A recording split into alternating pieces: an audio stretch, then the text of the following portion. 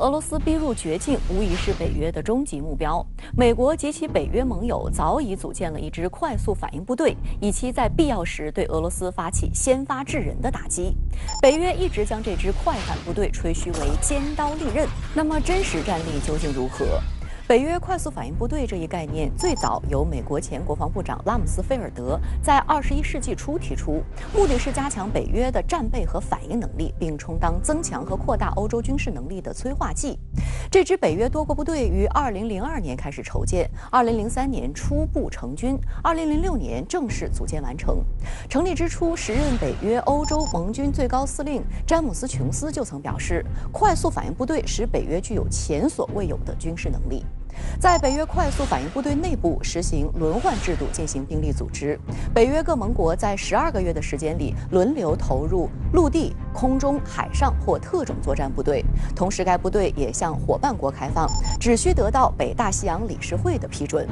从兵力构成分析呢，加强后的北约反应部队总共是大约4万名士兵，下设指挥和控制机构、高度战备联合特遣部队和初始后续部队群，包括陆军、空军、海军和特种部队等等多个兵种。此外，还有一支化学、生物、辐射和核防御特勤队。北约快反部队陆军装备了 M1A2 主战坦克等地面作战武器，海军作为支援，则由各国海军舰艇抽调组成。像这次就是由英国威尔士亲王号航母担任旗舰，各成员国出动武装直升机、护卫舰、潜艇等等，组成联合编队。空军方面，北约快反部队主要装备 F-16台风战斗机、支努干运输直升机、E-3预警机等等机型。作为一支快速反应部队，最突出的特点当然是快。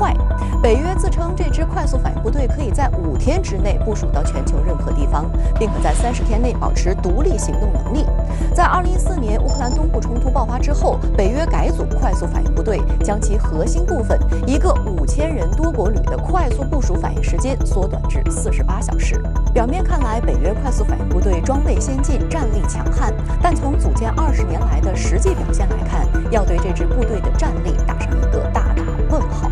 自组建以来，北约快速反应部队一直没有实战检验战力。更重要的是，北约成员国部队应对危机的能力也良莠不齐，协同作战能力有限。如今，北约快反部队大多部署到波兰、爱沙尼亚、拉脱维亚等紧靠俄罗斯的国家，未来会否成为向俄罗斯发起进攻的第一波力量，仍需观察。